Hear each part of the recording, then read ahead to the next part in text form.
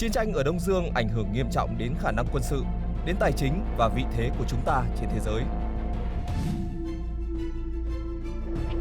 Cuộc chiến này đã đòi hỏi quá nhiều sự hy sinh của hàng ngàn gia đình Pháp. Việc cần làm bây giờ là ngồi vào đàm phán.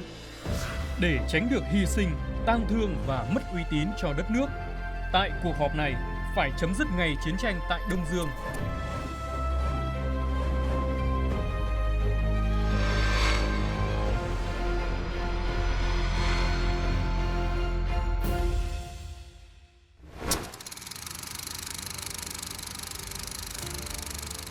Giữa năm 1953, nước Pháp rơi vào khủng hoảng bởi cuộc chiến ở Đông Dương. Quân Pháp lún sâu vào thế phòng ngự. Bộ đội du kích Việt Nam mở các trận đánh lớn, nhỏ làm suy yếu quân Pháp trên mọi chiến trường. Nghị trường Pháp dậy sóng bởi những tranh luận không dứt về chiến tranh tại Đông Dương. Nếu các ông không muốn đối thoại với chính phủ Hồ Chí Minh thì chẳng có lối thoát nào khác. Đó sẽ là chiến tranh và chúng ta sẽ còn phải đối mặt với một cuộc chiến tranh rất dài. Thưa Bộ trưởng, ông đã tới Washington để xin chi viện 385 triệu đô la Mỹ. Nếu nhờ viện trợ này của Mỹ, chúng ta sẽ nhanh chóng có được vị thế tốt hơn để có thế mạnh đàm phán. Nhưng chúng ta không thể để một vấn đề nghiêm trọng tiếp diễn khi nó liên quan tới vận mệnh của nước Pháp.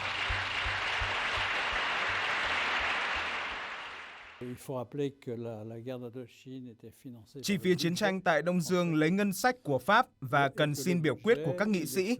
Vậy phải làm gì để giảm bớt ngân sách chiến tranh? Họ đã làm bằng cách chuyển giao phần lớn chi phí đó cho Hoa Kỳ.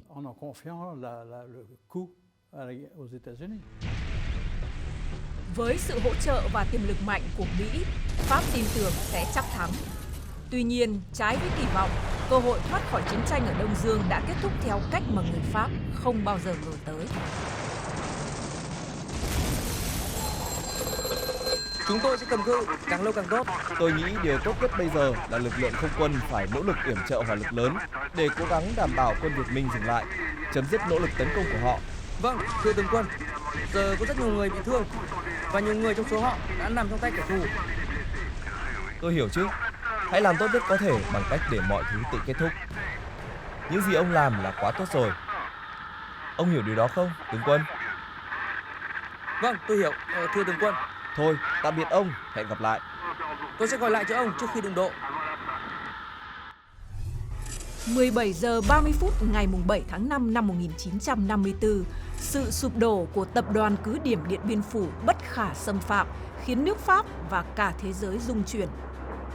S'ouvrait à l'heure même où les éditions spéciales annonçaient à la France la chute de Dien Bien Phu.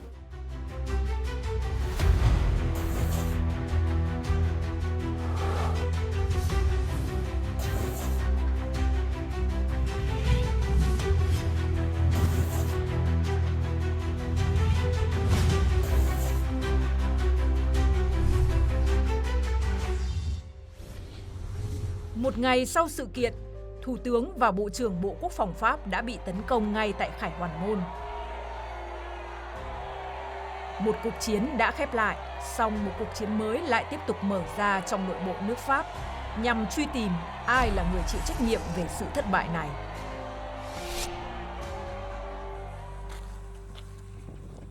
Chưa đầy một năm sau thất bại của quân đội Pháp tại Điện Biên Phủ, ngày 31 tháng 3 năm 1955, một ủy ban điều tra đã được Bộ Quốc phòng Pháp thành lập nhằm làm sáng tỏ mọi sự việc liên quan tới thất bại mang tên Điện Biên Phủ. Nhiều nhân vật tướng lĩnh chủ chốt có liên quan đã được mời tới điều trần, trong đó có 3 tướng chỉ huy trực tiếp là tướng 4 sao Henri Navarre, tổng chỉ huy quân viễn chinh Pháp tại Đông Dương, tướng 3 sao René Cogne, chỉ huy các lực lượng mặt đất ở miền Bắc Việt Nam, tướng de Castries, chỉ huy quân Pháp tại Điện Biên Phủ. Henri Navarre đã nghĩ gì sau khi bại trận ở Điện Biên Phủ? Vị tướng được coi là có nhãn quan chiến lược đầy tự tin đã bất ngờ bày tỏ trong cuốn hồi ký Đông Dương hấp hối viết năm 1956, đối mặt với những phản ứng trái chiều của dư luận Pháp. 23 năm sau, năm 1979, cuốn hồi ký thứ hai của Navarre mang tên Thời điểm của những sự thật được xuất bản đã thu hút dư luận nước Pháp. Tôi đến Sài Gòn vào ngày 19 tháng 5 năm 1953. Đối với tất cả các nhà lãnh đạo chính trị và quân sự, cuộc chiến Đông Dương bây giờ chỉ còn là một việc phải giải quyết đi cho rồi.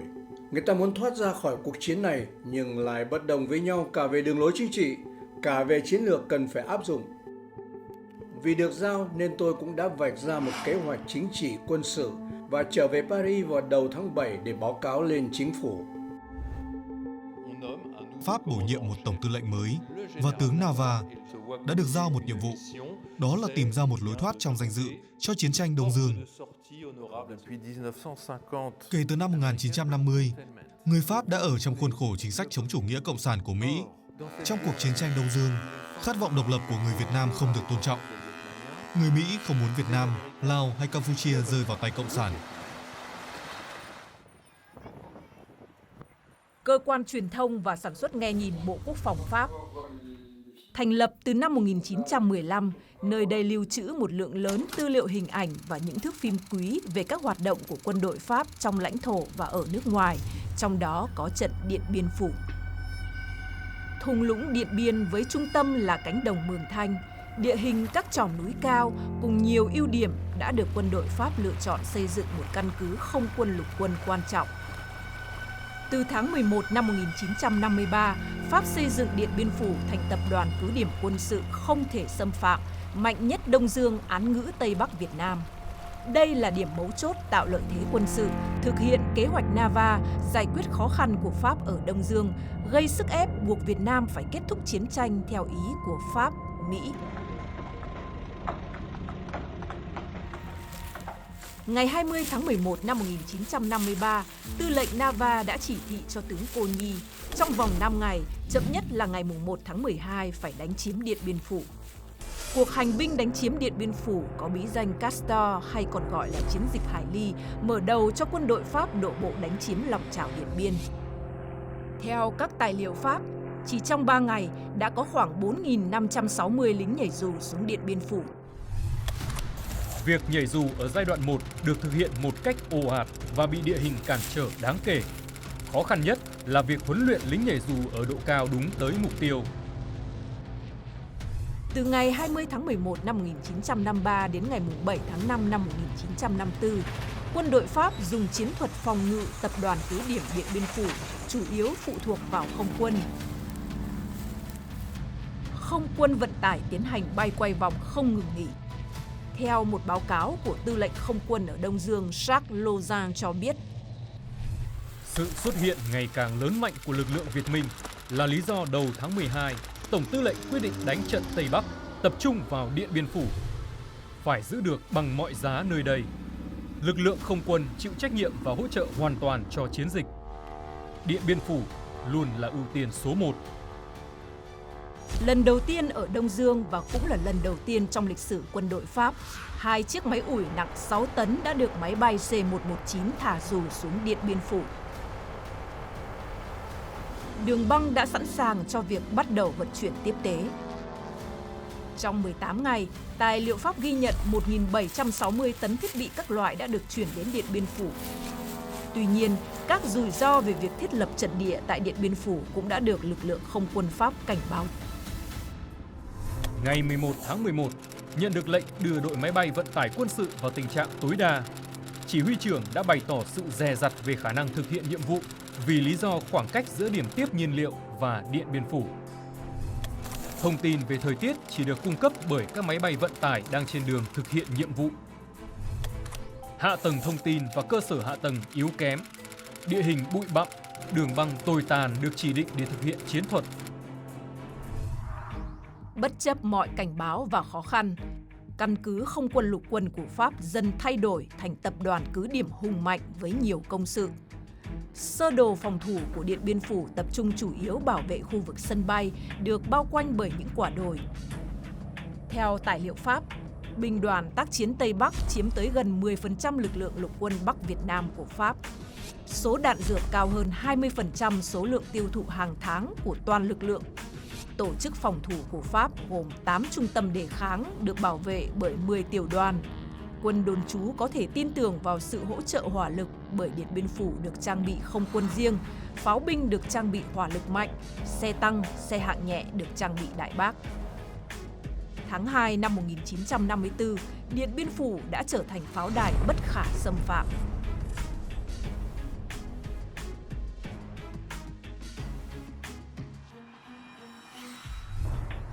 Trong những tháng trước khi xảy ra trận đánh, nhiều chính khách Pháp đã lên thăm Điện Biên Phủ. Tất cả đều nhận định lạc quan, thuận lợi trước sức mạnh phòng thủ của tập đoàn cứ điểm và lực lượng quân đội có tinh thần tốt. Không một ai mảy may tỏ ý lo ngại. Tướng O'Daniel khẳng định với tôi rằng nếu tiến công, Việt Minh chắc chắn sẽ bị đè bẹp. Nguy hiểm với Nava là việc ông ta khăng khăng niềm tin là mình có thể chiến thắng về quân sự. Khi căn cứ được xây dựng, chiến hào đã được lập, phòng thủ được tăng cường, có những chuyến thăm cấp cao của Pháp và Mỹ. Những chuyến thăm đã củng cố sự tin tưởng rằng công trình cố thủ này là bất khả xâm phạm và chính phủ Pháp cũng rất hài lòng với tướng Nava. Trong văn bản đề ngày 31 tháng 12 năm 1953, Nava nêu rõ: Tôi coi trận Điện Biên Phủ là ưu tiên số 1 và tôi quyết tâm bằng mọi cách để triển khai nó trong những điều kiện thuận lợi nhất và để chiến thắng. Trong suốt cuộc chiến, tình báo Pháp đã huy động mọi nguồn lực để phục vụ chiến dịch. Được đầu tư tối đa về nhân sự, kỹ thuật và tài chính, các thông tin về đối phương được xác định khá chính xác. Tình báo của Pháp dựa vào nhiều nguồn thông tin, trong đó có trinh sát không quân và các bộ phận giải mã điện đài để cung cấp và giải mã thông tin. Nhiều thông tin của Việt Minh nhanh chóng bị tình báo Pháp thu thập, nghiên cứu, lấy đó làm cơ sở xây dựng các phương án phản công. Từ tháng 12 năm 1953, tin tức về sự chuyển dịch lực lượng và ngày nổ súng của bộ đội ta đã khiến quân Pháp càng thêm ảo tưởng về mục tiêu sẽ giành chiến thắng tại pháo đài Điện Biên Phủ. Tin tức tình báo cho chúng ta biết Việt Minh đã thay đổi kế hoạch, ít nhất cũng tạm thời. Kế hoạch đánh vào đồng bằng bị gác lại và Việt Minh sẽ tiến công trên hai hướng. Một hướng có lẽ là chủ yếu đánh lên vùng rừng núi Bắc Bộ và Thượng Lào. Một hướng đánh vào miền Trung Đông Dương. Những tấm ảnh này được chụp ở độ cao từ 1.000 đến hơn 3.000 mét. Đây chỉ là số ít trong hơn chục nghìn bức ảnh do phi đội trinh sát hải ngoại Aerom 80 và phi đội Armagnac của không quân Pháp chụp hàng ngày tại Điện Biên Phủ trong 2 năm 1953 và 1954. Mục đích là thăm dò, phát hiện, phân tích các phương tiện và từng bước tiến của Việt Minh. Qua ảnh thu thập được, các dấu vết của một số đơn vị, xe cơ giới và đường hào của quân đội Việt Nam đã được phát hiện. Người Pháp đã chụp khoảng độ trên 10.000 bức ảnh không ảnh trong chiến dịch Điện Biên Phủ với cái tần suất rằng là ngày nào máy bay trinh sát không ảnh cũng xuất phát với mục đích là để chụp được toàn bộ cái mặt đất của trong cái khu vực mà họ muốn chụp. Ở đây là gần như là toàn bộ các phần mà có giao tranh của Điện Biên Phủ. Chụp ảnh trên không đã đạt được tiến bộ to lớn kể từ Thế chiến thứ nhất và nó giúp quân đội Pháp tại Điện Biên Phủ rất nhiều trong việc hiểu biết về đối thủ. Nghĩa là từ lúc bộ đội, xe tải, hàng tiếp tế qua căn cứ Tuần giáo đến Điện Biên Phủ, phía Pháp đều biết. Pháp thậm chí có thể nhìn thấy khi nào Việt Minh sẽ ngụy trang các đoạn đường. Các quan sát viên theo dõi có thể đoán được nhờ kỹ thuật bóng đổ. Họ xác định những nơi có thể đánh phá đường. Quá trình mình đánh như thế này là nếu nó có chụp ảnh hết. Anh ngụy trang này thì nó có thể nó nhầm ra thôi, chứ còn những cái gì mà nó ở dưới mặt đất mà có lộ ra thì là nó chụp hết cả. Là giao thông hào của ta là lộ, làm nào ta ngụy trang được giao thông hào. Cho nên anh em khổ đấy, khổ lắm ấy chứ không phải không đâu. Bộ Chỉ huy Pháp còn cho thử nghiệm các phương tiện kỹ thuật chụp ảnh mới hiện đại bằng tia hồng ngoại nhằm xác định mục tiêu chính xác hơn. Tuy nhiên, không thám của quân đội Pháp đã không đạt kết quả theo dự định. Nó đánh ác liệt, ta cố sức ngụy trang nhưng mà khó mà không lộ được những cái đường đi. Ban ngày ấy, là nó cho phi cơ lên đánh. Đúng vào trên cái đường của mình hành quân ấy, nó đém vào cái chỗ nào đấy thì cái chỗ đường nào hỏng thì là đêm đó là thanh niên xung phong là họ đã chuẩn bị lại lấp đường rồi thì lại hay là chỗ nào cầu đường các thứ này khác là lại chặt cây thật tiếc ra lại làm liền để cho xe có thể đi được. Các đợt thử chặn tiếp tế bằng máy bay đã không đem lại kết quả ư? Không, thưa tướng quân, chúng ta không thể tấn công trên bộ vì địa hình đồi núi rất khó khăn. Chúng ta đã phá hủy đường xá, nhưng chưa từng thành công bởi đoàn xe của Việt Minh di chuyển trong đêm rất thận trọng. Việt Minh mở các đường nhánh trong rừng, giúp họ có thể tránh bị máy bay của ta phát hiện. Chúng ta đã mất nhiều công trong việc xác định tuyến đường trọng yếu của Việt Minh. Sau đó không kích của ta đã cắt đứt chúng. Nhưng không lâu sau đó, Việt Minh sửa chữa đường nhanh hơn thời gian chúng ta phá hủy. Giao thông của họ không bị tổn thất nhiều, bất chấp nỗ lực tấn công bằng không quân của chúng ta. Việc tập kết thiết bị cần thời hạn bao lâu? Vài ngày, nếu như giao thông thông suốt, Việt Minh có các xe tải có thể đưa hàng tiếp tế lên cao rất nhanh. Riêng gạo được Việt Minh vận chuyển từ Thanh Hóa ra. Ngài có biết là Việt Minh đã tài tình và khéo léo xây dựng các đò phà từ các nguồn tài nguyên tại chỗ không? Họ cũng có những chiếc cầu được giấu chìm trong nước. Những chiếc cầu đã được ngụy trang hoàn hảo. Những bức khung ảnh rất quan trọng đối với bộ chỉ huy Pháp trên mặt đất. Tuy nhiên không dễ dàng. Những chiếc máy bay đã đến, đi ngang qua và phải rời đi bởi vì không có đủ nhiên liệu để ở đó quá lâu. Các bức khung ảnh cung cấp nhiều thông tin, nhưng không được khai thác triệt để. Có 2 điểm mà tình báo Pháp không ngờ tới, đó là chiến thuật sử dụng pháo cao xạ và vị trí các hầm pháo trên núi của Việt Minh. Đây được coi là 2 điểm mù trong hoạt động tình báo, một trong những nguyên nhân dẫn tới thất bại của Pháp ở Điện Biên Phủ. Với lượng thông tin lớn từ trinh sát trên không cung cấp hàng ngày, bộ hồ sơ số hiệu 1K342 lại cho thấy sự lo ngại của Pháp về vũ khí của Việt Minh khi có rất nhiều báo cáo mật liên quan đến số lượng vũ khí, đặc biệt là vũ khí mới, cũng như đề xuất các giải pháp để đối phó. Trong đó có một bản báo cáo nhiều trang về biện pháp để vô hiệu hóa pháo phòng không của Việt Minh, đề cập việc mời các chuyên gia Mỹ cùng nghiên cứu và đưa ra các giải pháp. Cũng theo báo cáo của Tư lệnh Không quân ở Đông Dương Jacques Lozin khẳng định. Từ ngày 13 tháng 3, các công trình, vị trí của một số khẩu đội trọng pháo và pháo phòng không của Việt Minh đã được phát hiện. Ngay trước đợt tấn công đầu tiên, niềm tin vững chắc về chiến thắng tại Điện Biên Phủ của tướng Nava đã nhường chỗ cho sự hoài nghi đang ngày càng lớn dần khi các thông tin tình báo về loạt vũ khí của Việt Minh dồn dập đổ về. Cách đây 2 tuần, tôi vẫn còn cho rằng chiến thắng đó là 100%. Điện Biên Phủ vốn là một vị thế phòng thủ rất tốt. Nhưng trước sự tập kết của các thiết bị mới mà thông tin tình báo chuyển về cho chúng tôi từ 2 tuần nay, pháo phòng không 37 ly có thể có trọng pháo và đầu đạn cơ giới hóa. Tôi không thể nào đảm bảo chắc chắn về thành công nếu như các thiết bị này tồn tại trên thực tế về số lượng, và nhất là nếu như Việt Minh thành công đưa pháo vào trong các trận đánh. Pháp là không bao giờ nghĩ chúng ta kéo được pháo lên, làm hầm cho từng khẩu pháo một. Mà cái cách làm hầm đấy tôi thấy là có lẽ cũng chưa từng có trong cái lịch sử chiến tranh của chúng ta. Ở cái đồi đất ấy, là chúng ta vạt cao đến 10 mét, dài ra đến hàng chục mét, hầm mà có cái nắp dày đến 3 mét. Và họ làm cái miệng hầm khá là rộng nhưng mà lại cơ động, là khi mà nổ súng thì đẩy pháo ra, đẩy pháo cho nó nhô ra khỏi cái miệng hầm. Khi bắn xong cái thì lập tức kéo vào và dùng bao cát, dùng hòm cái thứ là che luôn cái nắp miệng hầm ra. Trinh sát máy bay của Pháp có chụp ảnh cũng không biết được. Cực kỳ là an toàn và bắn rất chính xác. Ông ước tính Việt Minh có bao nhiêu đạn pháo? Tôi không thể đưa ra con số chính xác, thưa tướng quân. Thế mà tôi đã đọc ở đâu đó báo cáo rằng Việt Minh đã bắn 200.000 quả đạn pháo và súng cối. Từ cuối tháng 1, chúng tôi đã thấy tiếp tế của Việt Minh tăng lên, đặc biệt về số lượng đạn pháo cỡ nòng 105 ly. Chúng tôi cũng phát hiện việc tập kết đạn pháo loại này. Nhưng Việt Minh đã chờ vài tuần mới tấn công, sau khi có được vị trí thuận lợi và đạn dược đầy đủ.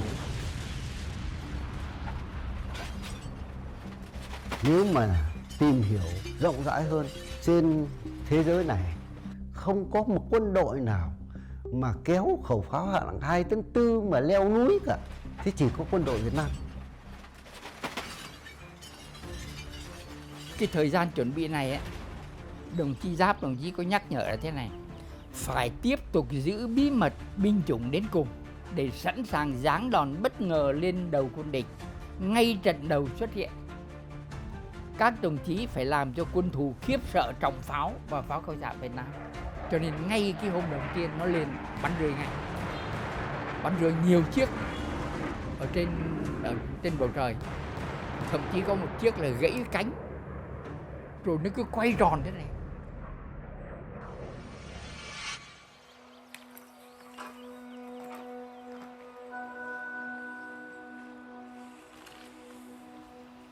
Ils m'ont emmené au musée de l'armée où il y avait une grande maquette. Tướng Giáp đưa tôi đến bảo tàng quân đội, nơi có một mô hình lớn rộng vài mét vuông. Trong đó có toàn bộ cái lòng chảo Điện Biên Phủ với những ngọn đồi. Ông ấy giải thích chi tiết cho tôi về chiến lược mà ông ấy đã áp dụng với vị trí của các khẩu đại bác. Người Pháp đã cho rằng người Việt không có pháo hạng nặng. Vì vậy, những ngày đầu tiên khi Việt Minh khai hỏa, người Pháp đã bị bất ngờ.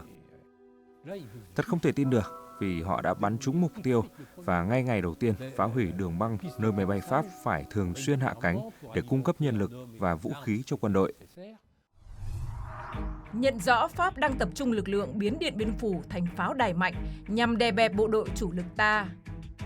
Tháng 12 năm 1953, Chủ tịch Hồ Chí Minh cùng Bộ Chính trị Trung ương Đảng quyết định chọn Điện Biên Phủ làm điểm quyết chiến chiến lược. Hạ quyết tâm tiêu diệt tập đoàn cứ điểm này với phương châm đánh chắc thắng. Tướng quân tại ngoại, cho chủ toàn quyền, ban nhất trí thì cứ làm. Rồi lúc ra về thì bạn nói thêm một câu là trận này nhất định đánh cho thắng. Chắc thắng mới đánh, không chắc thắng không đánh. Các đồng chí, chiến dịch này là một chiến dịch to lớn từ xưa đến nay trong lịch sử chiến tranh giải phóng của nước ta, trong lịch sử chiến đấu của quân đội nhân dân chúng ta. Chiến dịch này nhằm đánh bại kế hoạch quân sự của Nava, đưa chúng vào một tình thế khủng hoảng lâu dài, giữ vững quyền chủ động của quân ta, tạo nhiều thắng lợi mới của quân ta từ đây về sau trên các chiến trường toàn quốc. Ngày 14 tháng 1 năm 1954, tại hang Thẩm Púa, sở chỉ huy đầu tiên của Bộ Chỉ huy Chiến dịch, Đại tướng Võ Nguyên Giáp cùng tập thể lãnh đạo chỉ huy xác định để giành thế chủ động, ta dự kiến phương châm tác chiến đánh nhanh, giải quyết nhanh, tiêu diệt tập đoàn cứ điểm Điện Biên Phủ trong 3 đêm 2 ngày. Tuy nhiên, ta có thể gặp bất lợi lớn do chưa có kinh nghiệm đánh tập đoàn cứ điểm liên hoàn phòng ngự vững chắc. Sau 11 ngày đêm trăn trở, đánh giá lực lượng giữa ta và địch, sáng 26 tháng 1 năm 1954, Đại tướng đã cùng tập thể Đảng ủy Chiến dịch quyết định thay đổi phương châm tác chiến sang đánh chắc, tiến chắc. Phương châm này đã được Bộ Chính trị đứng đầu là Chủ tịch Hồ Chí Minh nhất trí, cho đây là một quyết định hoàn toàn đúng đắn. Đến phút cuối cùng, tướng Giáp đã suy nghĩ và thay đổi chiến lược. Ông luôn cho rằng đó là quyết định khó khăn nhất trong cuộc đời ông. Việc rời ngày tấn công của Bộ Chỉ huy Chiến dịch của Quân đội Nhân dân Việt Nam càng củng cố niềm tin chiến thắng của quân đội Pháp.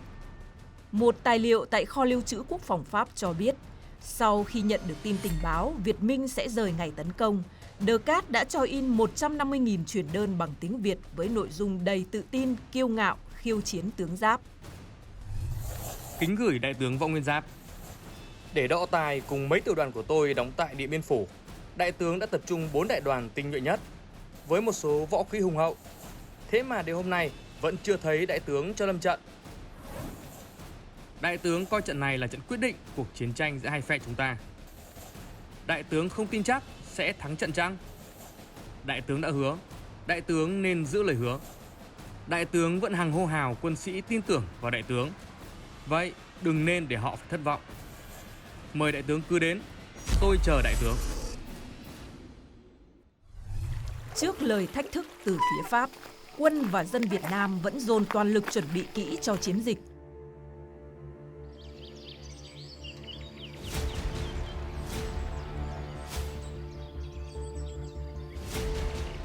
Tại hội nghị cán bộ chiến dịch ngày 22 tháng 2 năm 1954, Đại tướng Võ Nguyên Giáp kết luận: Vì sao phải đánh chắc, tiến chắc?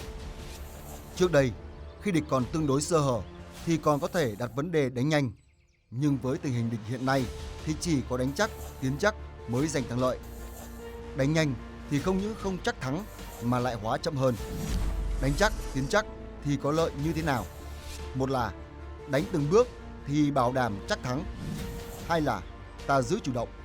Ba là ta quét sâu nhược điểm lớn nhất của địch là vấn đề tiếp tế vận tải. Bốn là hợp với trình độ bộ đội. Vì vậy, để đánh thắng trận này, chỉ có thể có một phương châm là đánh chắc, tiến chắc.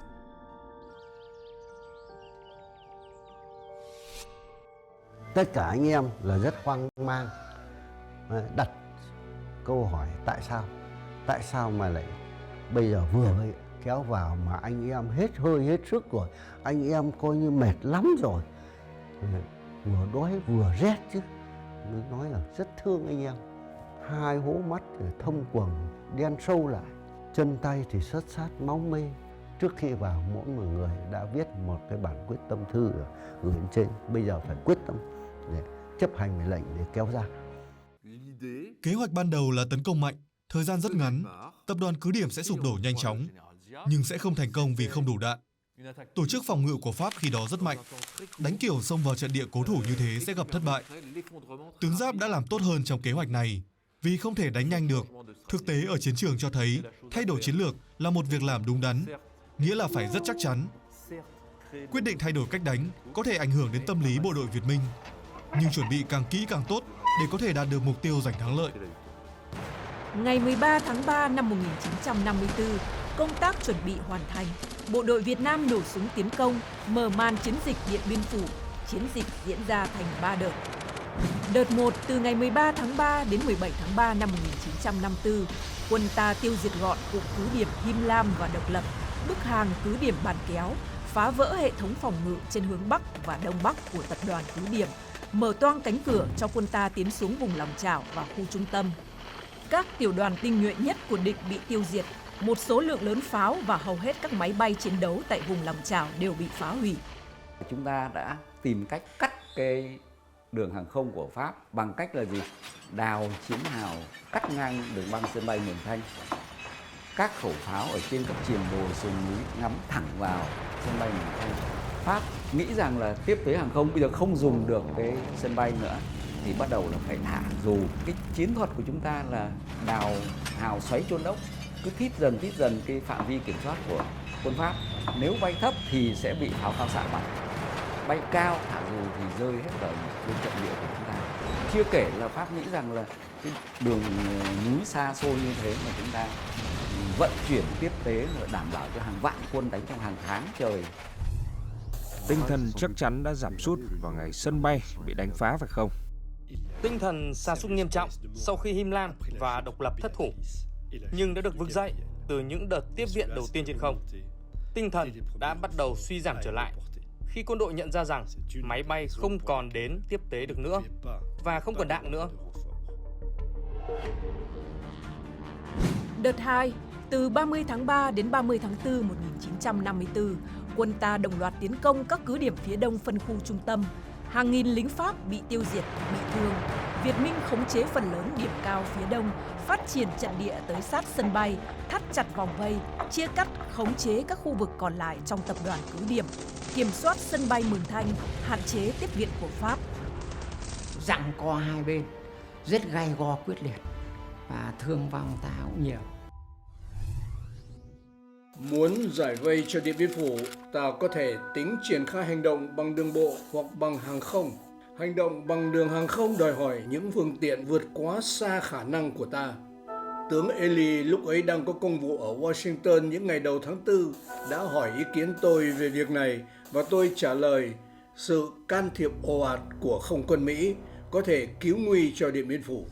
Cuối tháng 4, Tổng tham mưu trưởng Pháp tướng Ely sang Mỹ bàn với Đô đốc Redford, người đồng cấp Mỹ. Phía Mỹ đưa ra đề nghị tăng cường nhiều máy bay B-29, cùng một lúc ném bom phá hủy giao thông của Việt Minh và các mục tiêu xung quanh Điện Biên Phủ. Pháp đã hy vọng các phương tiện của Mỹ là cứu cánh duy nhất giúp Pháp tránh thất bại. Tuy nhiên, mọi đề nghị tăng viện của Pháp đã bị Mỹ từ chối.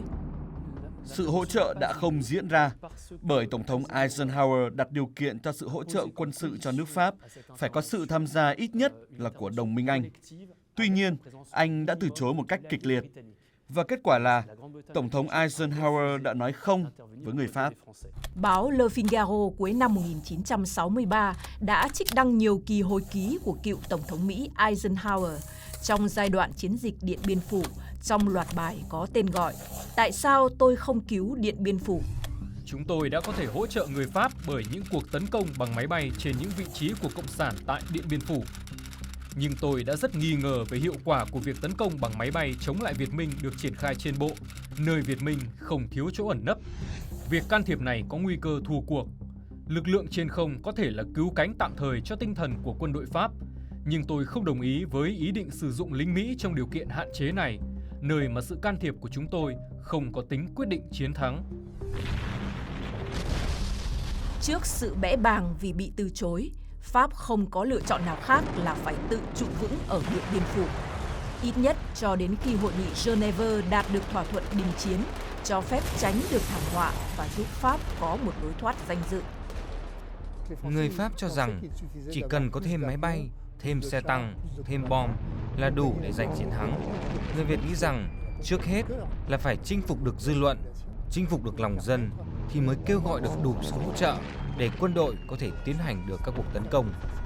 Thực trạng đào ngũ và thiệt hại trong các trận đánh đã khiến quân số tham gia chiến đấu của các lực lượng phía Pháp sụt giảm.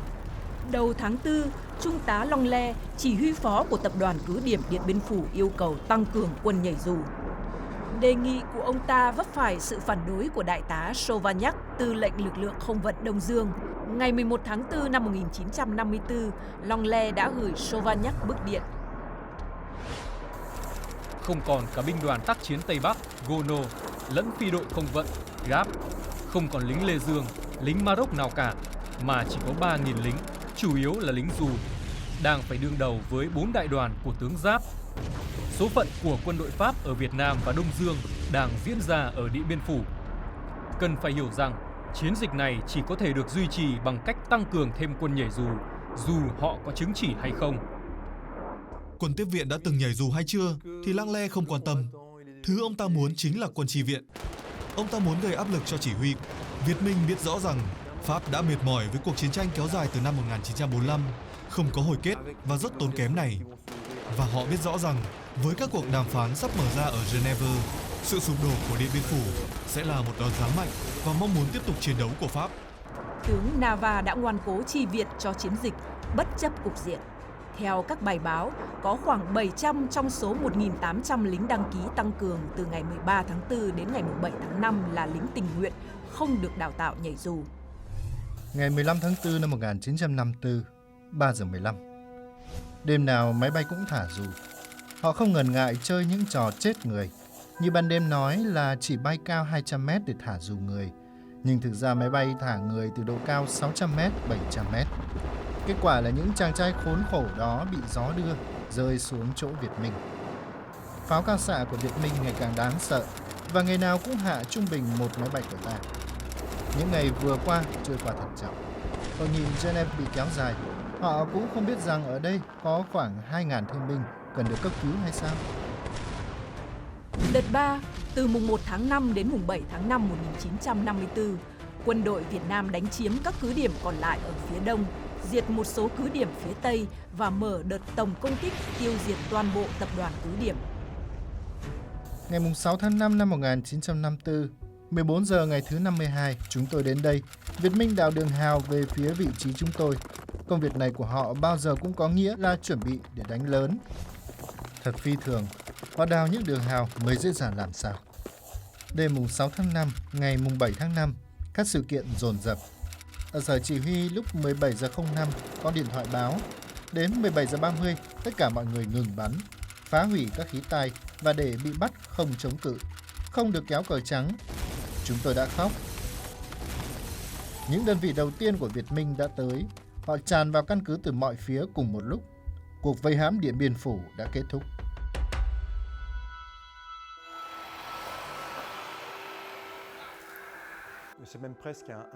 Đó là một thảm họa, hơn cả một thất bại, là một thất bại chính trị rất nghiêm trọng.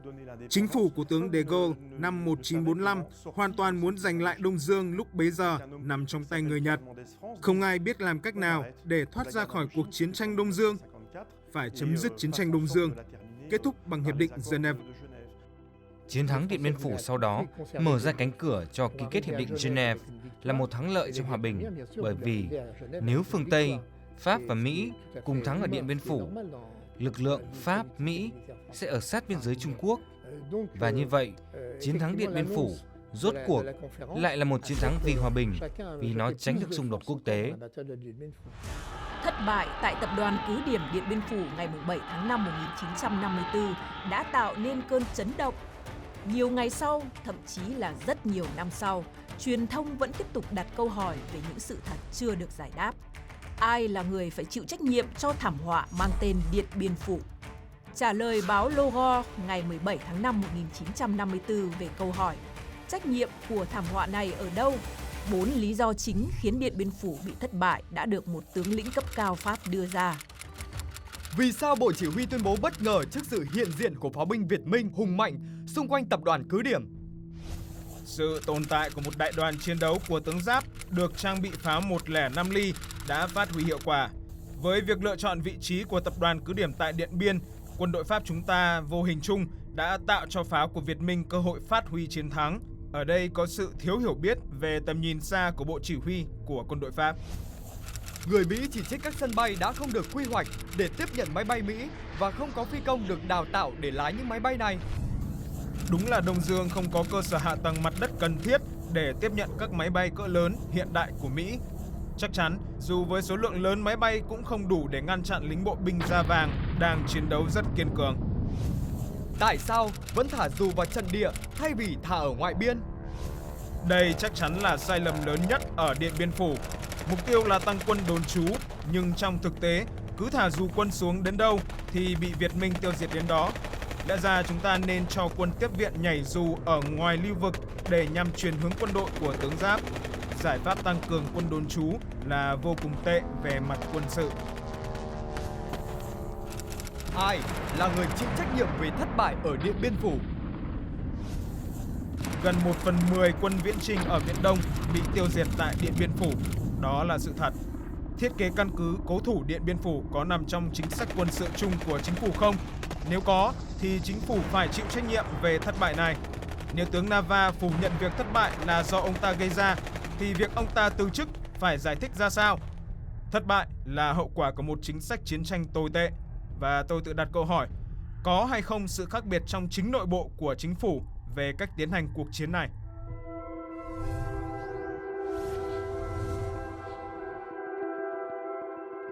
Việc kiếm tìm sự thật nhanh chóng biến thành cuộc săn tìm những người chịu trách nhiệm cả chính trị lẫn quân sự.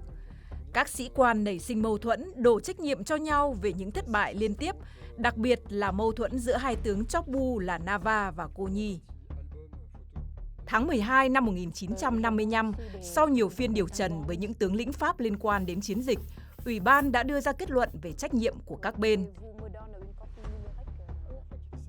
Những thông tin đã bị chính phủ che giấu này cùng các tài liệu liên quan đến Ủy ban điều tra đã được giải mật sau 50 năm vào năm 2005. Do không muốn đào sâu những sai lầm của giới cầm quyền lẫn quân đội, nên Ủy ban điều tra đã đưa ra những kết luận không quá nặng nề.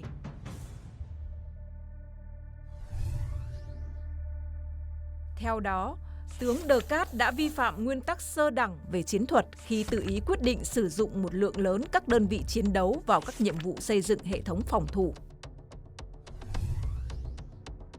Tướng Cô Nhi đã không chỉ đạo cũng như không điều chỉnh một cách hiệu quả khả năng tác chiến nhanh của lực lượng quân dự phòng. Tướng Nava bị chỉ trích vì đã tổ chức các cuộc hành binh ở các khu vực xa trung tâm. Điều này đã làm phân tán lực lượng hỗ trợ cho tập đoàn cứ điểm, vốn bị cô lập do vị trí và phụ thuộc vào hỗ trợ của không quân. Tuy không trực diện nhưng kết luận của Ủy ban đã cho thấy sự thiếu trách nhiệm của chính phủ trong chỉ đạo chiến tranh. Những kết luận của cuộc điều tra phần lớn chỉ tập trung vào những sai lầm về chiến lược và chiến thuật quân sự. Nhưng bản chất nguyên nhân thất bại tại Điện Biên Phủ của Pháp không chỉ nằm ở những yếu tố về quân sự, mà đó là tổng thể những nguyên nhân mà tướng Nava đã đúc kết trong cuốn hồi ký của mình mấy chục năm sau.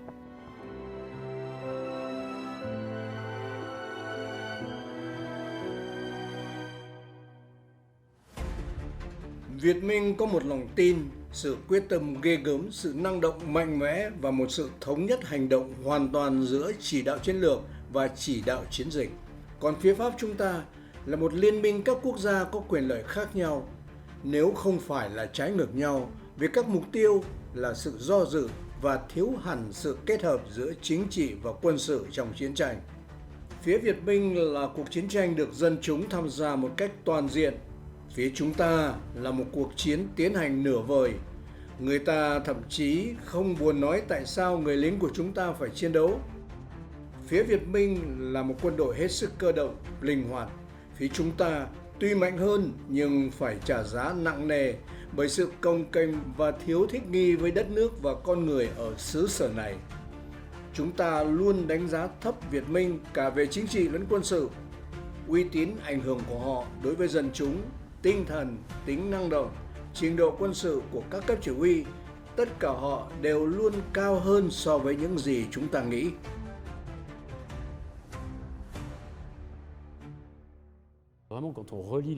Khi chúng tôi kết hợp với lời chứng của các cựu chiến binh, các nhà lãnh đạo quân sự và chính trị, họ đều tin rằng Pháp sẽ giành chiến thắng, không thể khác được. Đối mặt với một căn cứ hùng mạnh như vậy, được bảo vệ bởi pháo hạng nặng, Đại Bác 105 ly, 155 ly, máy bay ném bom trinh sát, máy bay chiến đấu ném bom, chúng ta không thể tưởng tượng rằng Pháp có thể bị đánh bại.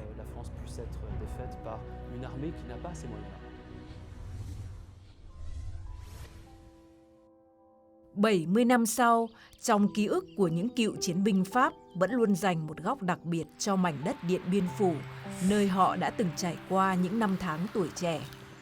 Cựu chiến binh Pierre Flamand chưa từng có cơ hội trở lại Việt Nam.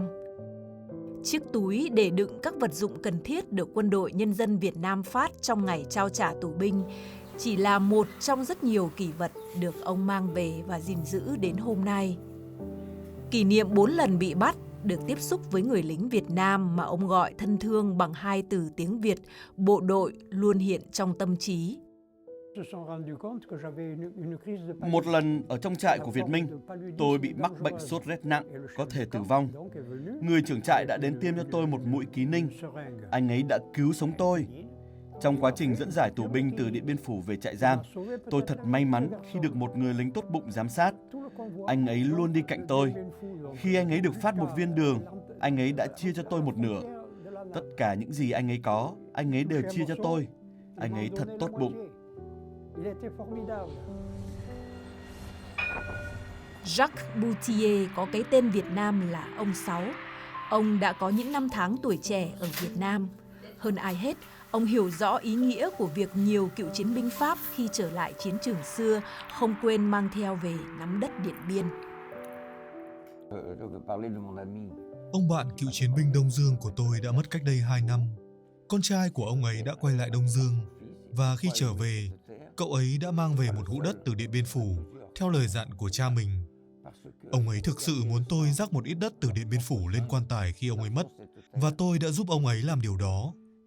Họ đã từng ở đó và muốn tưởng nhớ về vùng đất mà họ đã gắn bó.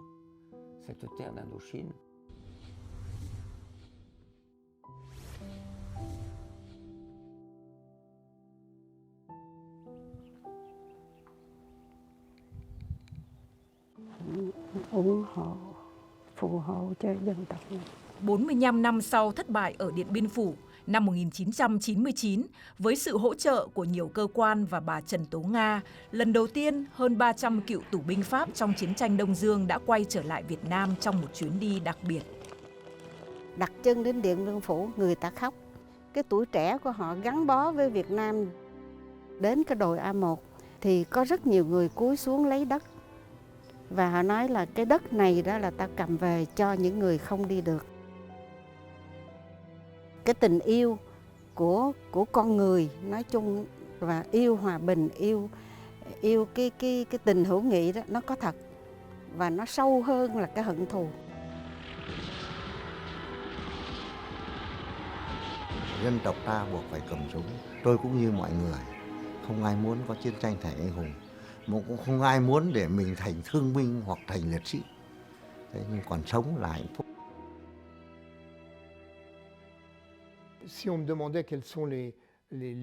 Nếu có ai hỏi tôi 10 sự kiện lớn của thế kỷ 20 là gì, tôi sẽ nói rằng chắc chắn là Điện Biên Phủ.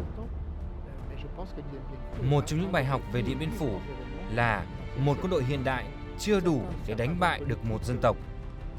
C'est le héros des guerres contre la France et contre les États-Unis. Et c'est cette armée qui va monter en puissance régulièrement, permettre une défaite à la France à Dien Bien Phu en mai 1974.